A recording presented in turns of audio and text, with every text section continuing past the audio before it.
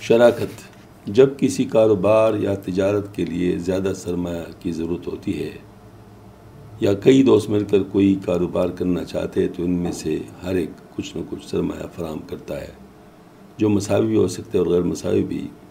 ایسے کاروبار کو جس میں کئی اشخاص شریک ہوں شراکتی کاروبار کہتے ہیں، اور جو اشخاص ان میں آپس میں شریک ہوتے ہیں ان کو شراکت دار کہتے ہیں۔ اور اگر ہر شراکت دار مساوی سرمایہ فراہم کرے تو نفع میں سب برابر کے شریک ہوں گے، اور اگر شراکت دار برابر کا سرمایہ فراہم نہیں کرتے، جو نسبت ان کی فراہم کردہ سرمایہ میں آپس میں ہوتی ہے اسی نسبت سے ان میں نفع تقسیم کیا جائے گا، اور خدا نخواستہ نقصان ہوا تو نقصان میں بھی اسی نسبت سے شریک ہوں گے۔ یاد رہے کہ نفع تقسیم کرنے سے پہلے جتنے کاروباری اخراجات ہیں وہ اس نفع سے منہا کر لیے جاتے ہیں۔ نسبتی مجموعہ ارکان نسبت کے مجموعہ کو نسبتی مجموعہ کہتے ہیں۔ مثلا 2:4:5 2 4 5 ارکان نسبت ہے، ان کا نسبتی مجموعہ 2+4+5 ہے جو 11 بنتا ہے۔ مثال، عبدالرشید نے 1 لاکھ روپے، عبدالماجد نے 8 لاکھ روپے اور سلیمہ بی بی نے 1.5 لاکھ روپے آپس میں جمع کر کے کاروبار شروع کیا۔ 1 سال کے بعد انہوں نے حساب لگایا کہ سارے کاروباری اخراجات منہا کرنے کے بعد اللہ تعالیٰ کے فضل سے ان کے کاروبار کے اثاثے 21.5 لاکھ ہو چکے ہیں۔ ان میں ہر ایک کا کتنا نفع ہوگا؟ جو مثال گزری ہے ان کا کل جمع کردہ سرمایہ 1+8+1.5 یہ 10.5 لاکھ بنتا ہے۔ کل موجودہ سرمایہ 21.5 لاکھ بنتا ہے، تو اس میں نفع 21.5 سے 10.5 کو منفی کرو تو 10 لاکھ بنتا ہے۔ اب ان کے حصوں کی نسبت جو ہے وہ 1:3/2 ہے۔ مخارج کا چونکہ ضعف عقل 2 ہے اس لیے سب کو 2 سے ضرب دی تو نسبت ہے 2:16:3 آئی، تب نسبتی مجموعہ 2+16+3 آیا جو 21 بنتا ہے۔ پس عبدالرشید کا حصہ 2/21 ضرب 10 یہ 20/21 لاکھ یعنی 95,238.10 روپے بنتا ہوگا۔ عبدالماجد صاحب کا حصہ 16/21 ضرب 10 یعنی 160/21 لاکھ یہ 7,61,904 روپے بنتا ہے، اور سلیمہ بی بی کا حصہ 3/21 ضرب 10 یہ 30/21 لاکھ بنتا ہے جو کہ 1,42,857.14 روپے بنتا ہے۔ شراکت کے بہت سارے سوالات ہو سکتے ہیں، آپ خود سوچ سکتے ہیں، کیونکہ ایک عام چیز ہے کہ آپس میں شریک ہونے سے ان کا جو نفع نقصان ہے اسی نسبت سے تقسیم ہوگا۔ البتہ مضاربت جو ہے یہ ذرا تھوڑا سا مختلف ہے، اس میں پیسہ دینے والے اور محنت کرنے والے اور ہوتے ہیں۔ پیسہ دینے والے محنت کرنے والے آپس میں ایک معاہدہ کر لیتے ہیں کہ نفع کو وہ آپس میں کیسے بانٹیں گے، نفع کو تقسیم کرنے کی جو نسبت متعین آپس میں وہ کر دیں اس کے مطابق پر وہ نفع کو آپس میں تقسیم کریں گے۔ البتہ اگر نقصان ہو جائے تو پھر جو پیسے لگانے والا ہے اس کا پیسہ گیا اور جس نے محنت کی اس کی محنت گئی۔ مثال، عبدالرشید نے 2 لاکھ روپے امجد کو شرط پر دیا کہ نفع میں امجد کو 60% اور عبدالرشید کو 40% دیا جائے گا۔ سال کے اخیر میں اللہ تعالیٰ نے ان کو 1 لاکھ روپے نفع دیا، اس میں امجد کو 60,000 روپے اور عبدالرشید کو 40,000 روپے ملیں گے۔ اس میں اور شرکت میں بنیادی فرق یہ ہے کہ شراکت میں کاروباری اخراجات و ملازمین کے تنخواہ کو نہ کر جو نفع ہو یا نقصان ہو شراکت دار آپس میں اسی نسبت سے تقسیم کریں گے جس نسبت سے ان کے جمع کردہ سرمایہ میں ہوگی۔ جبکہ مضاربت میں نفع کی صورت میں تو مضارب اور رب المال ایک ہوں یا کئی ہوں آپس میں اس نسبت سے نفع کو تقسیم کریں گے جس نسبت پر رب المال و مضارب آپس میں معاہدہ کر چکے ہوں گے۔ لیکن نقصان کی صورت میں نقصان صرف رب المال پر ہوگا، اور اگر ایک ہوگا تو صرف اس پر ہوگا، اور کئی ہوں گے تو جس نسبت سے ان کا سرمایہ ہوگا اس نسبت سے وہ نقصان آپس میں تقسیم کریں گے۔ دوسری مثال، واجد نے 50,000، رفیق نے 18,000 اور عثمان نے 10,000 روپے آپس میں اکٹھا کر کے کمال کو دیا، اور کمال نے اس پر کاروبار شروع کیا، تو یہ پایا کہ کمال نفع کا 60% لے گا اور باقی ارباب مال میں ان کے حصوں میں تناسب سے تقسیم ہوگا۔ خدا کی شان کاروبار میں 61,000 روپے کا نفع ہوا، سب میں نفع کیسے تقسیم ہوگا؟ جواب، 61,000 روپے کا 60% یہ 36,600 روپے بنتا ہے جو کمال کا حصہ ہے، اس کو کل نفع سے نکالا تو باقی نفع جو بچا 61,000 منفی 36,600 یہ بن گیا 24,400 روپے۔ تو اس کو 50,000 18,000 اور 10,000 کی نسبت سے واجد، رفیق اور عثمان میں تقسیم کرنے. اس مطلب کو مختصر کیا جا سکتا ہے. پہلے سب ارکان کو 1000 پر اور پھر 2 پر تقسیم کیا تو جواب 25/9/5 آتا ہے، جو کہ مختصر ہے. اس نسبت کا مجموع 39 ہے، اس لیے 24,400 کو پہلے 39 پر تقسیم کیا جائے گا اور پھر سے ہر ایک رکن کو ضرب دی جائے گی. تو واجد کا حصہ 25/39 ضرب 24,400، یہ 15,641 روپے 3 پیسے ہو گیا. رفیق کا حصہ 24,400/39 ضرب 9، یہ 5,630.77 روپے بنتا ہے. عثمان کا حصہ 24,400/39 ضرب 5، یہ 3,128.2 یہ روپے بنتا ہے. تو اس طریقے سے وہ یہ نفس میں تقسیم کر رہے ہیں. تیسری مثال، گزشتہ مثال میں مذکورہ پارٹی کو مظاہرے وقت میں 2,000 روپے کا نقصان ہوا. اس کو کیسے تقسیم کریں گے؟ مظاہرے وقت میں چونکہ نقصان رب المال کا ہوتا ہے، مظاہرے کو کچھ نہیں دینا پڑتا، البتہ یہ نقصان ہوا کہ اس کا کوئی فائدہ نہیں ہوا. بس 2,000 روپے کا نقصان اب واجد، رفیق اور عثمان پر کیسوں کی طرح سے تقسیم کیا جائے گا.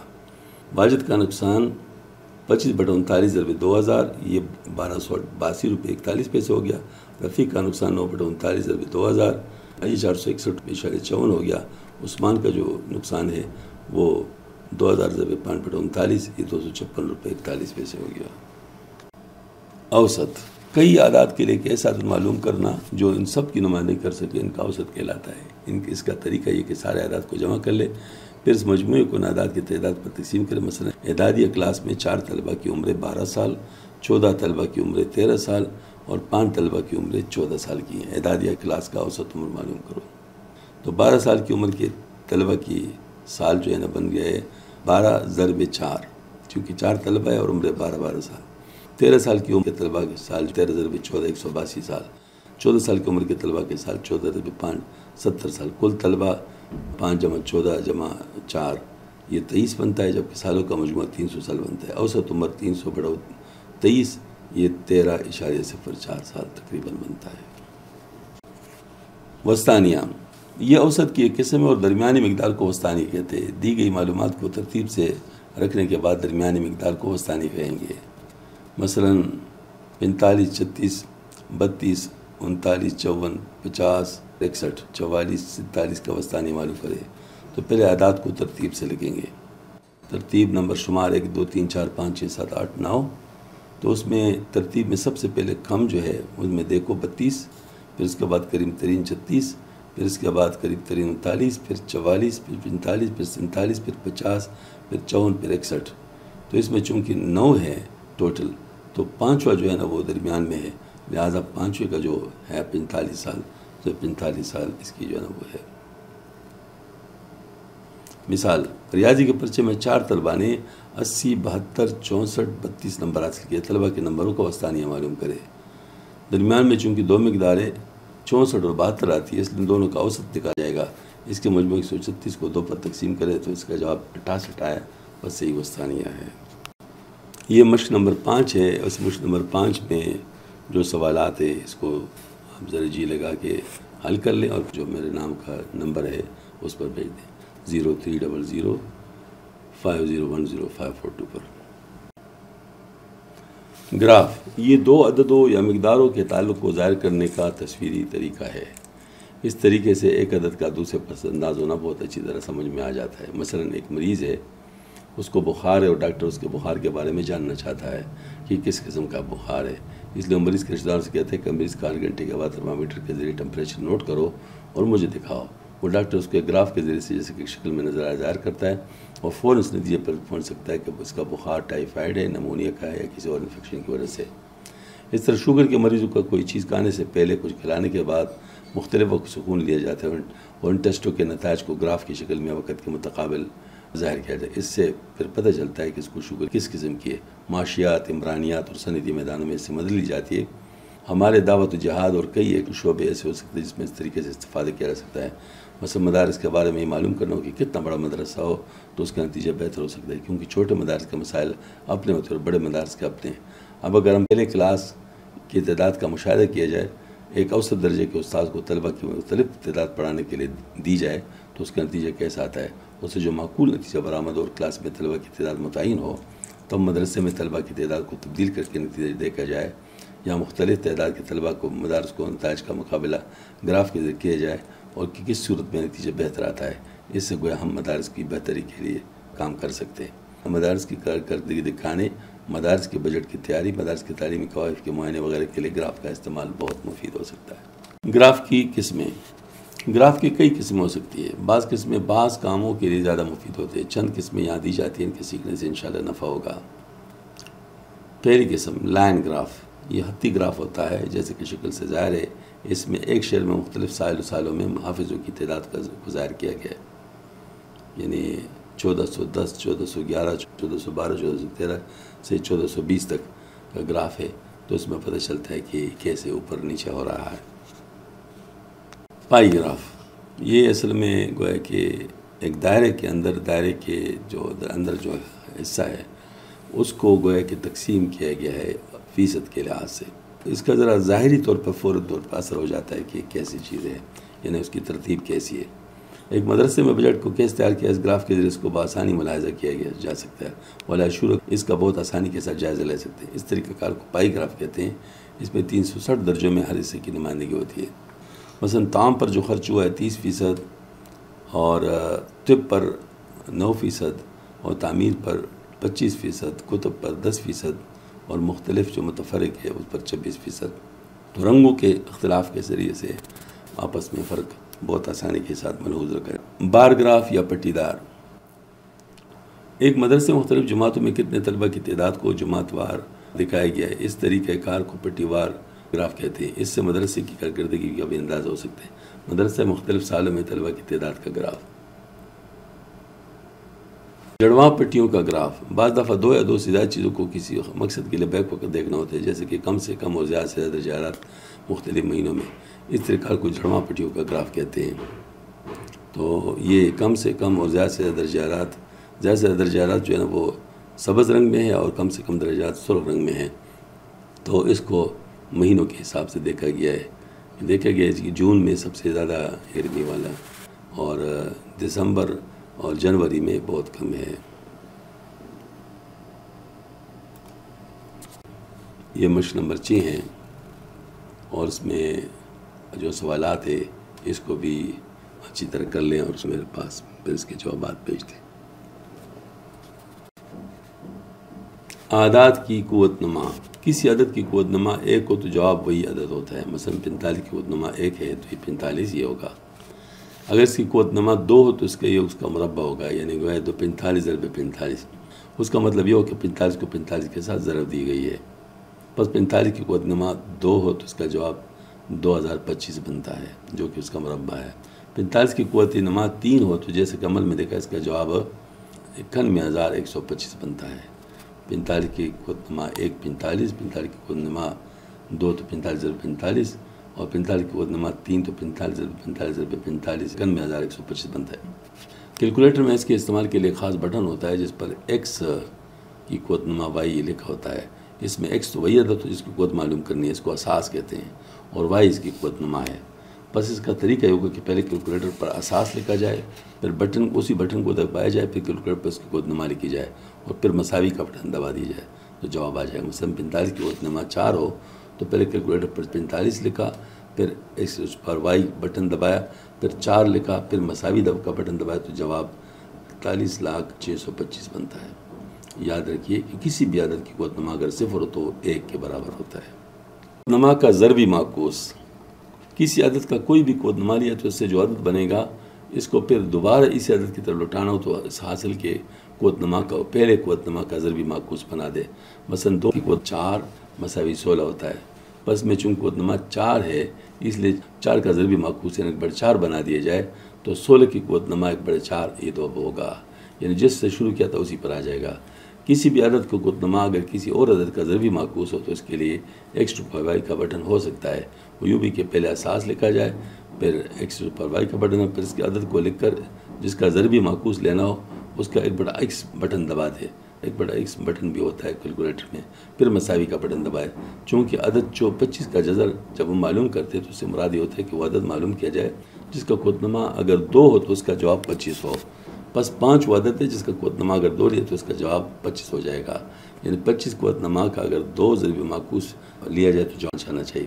بس اگر 25 کا جذر مربع معلوم کریں تو اس کے لیے پہلے 25 کو لکھا جائے گا، پھر y کا بٹن دبایا جائے گا، پھر اس کے بعد 2 لکھا جائے، پھر اس کا ایک بڑا x بٹن دبایا جائے گا، پھر مساوی کا بٹن دبا دیا جائے تو اس کا جواب 5 آئے گا.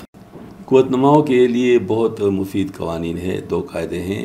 قاعدہ نمبر 1، a کی قوت نما n جمع m تو یہ برابر ہے a کی قوت نما n ضرب a کی قوت نما m. اور قاعدہ نمبر 2 یہ ہے کہ a کی قوت نما n منفی m یہ برابر ہے a کی طاقت n اور تقسیم a کی طاقت m.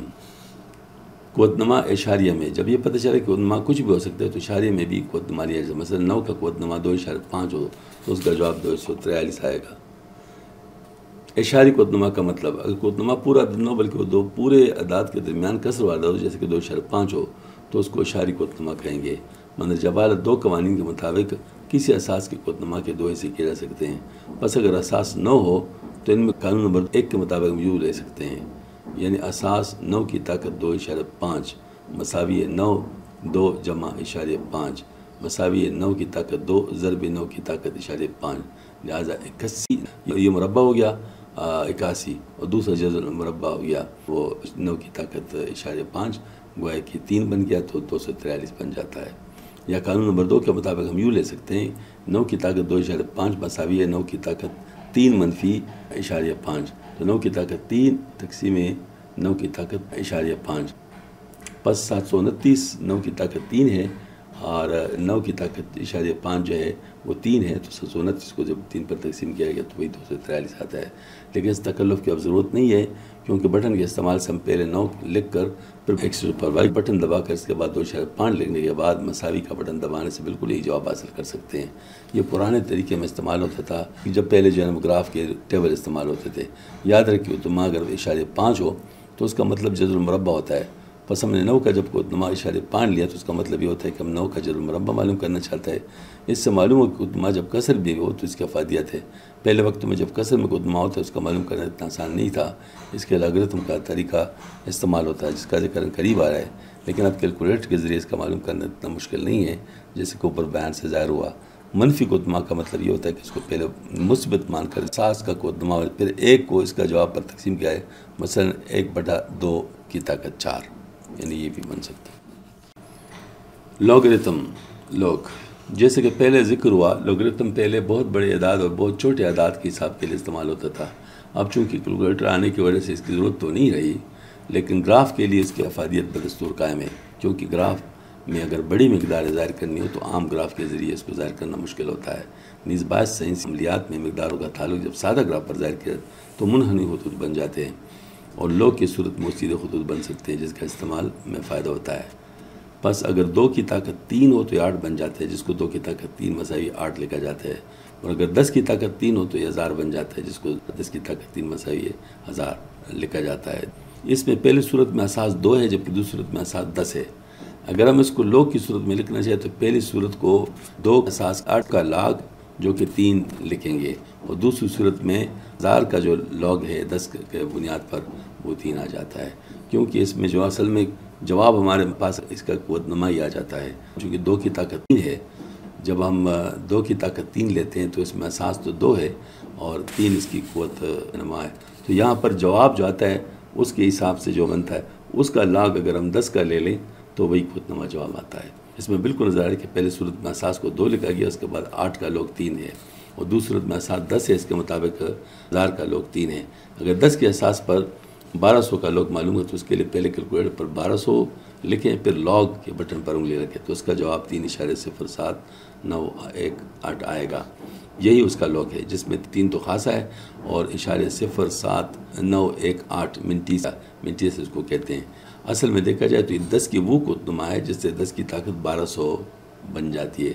یعنی گویا کہ اگر ہم 10 کی طاقت 3.0791 لکھ لیں تو یہ 1200 بن جائے گا کیونکہ 10 کی طاقت کیلکولیٹر کی تو یہ تقریباً 1199.97 بن گیا. پس اس کو ہم 10 لاگ 1200 کا مساوی ہے 3.0798 لکھ سکتے ہیں۔ لوگ کی کچھ قوانین ہے جس کا ذکر انشاءاللہ مفید ہوگا، مفید قوانین لوگرتھم کے۔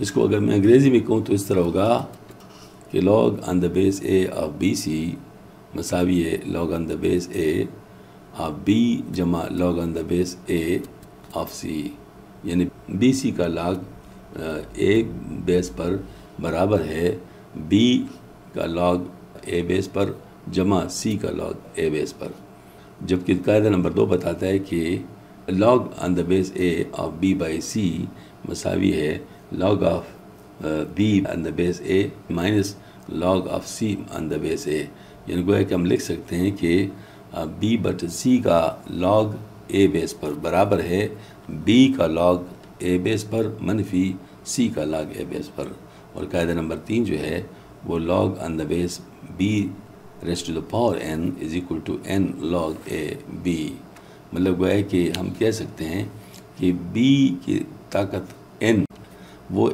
بیس پر بنے گا کہ جو صرف B ہے اس کا جو log ہے on the base A اس کو اگر n سے ضرب دے تو یہ بن جائے گا، کہ یہاں قوت نما اس کے ذریعے سے اس کو ضرب دیا جا رہا ہے۔ ان قواعد کے استعمال سے بعض مفید نتائج بہت آسانی کے ساتھ حاصل کیا جا سکتے ہیں جن کی فلکیات وغیرہ میں ضرورت پڑتی ہے۔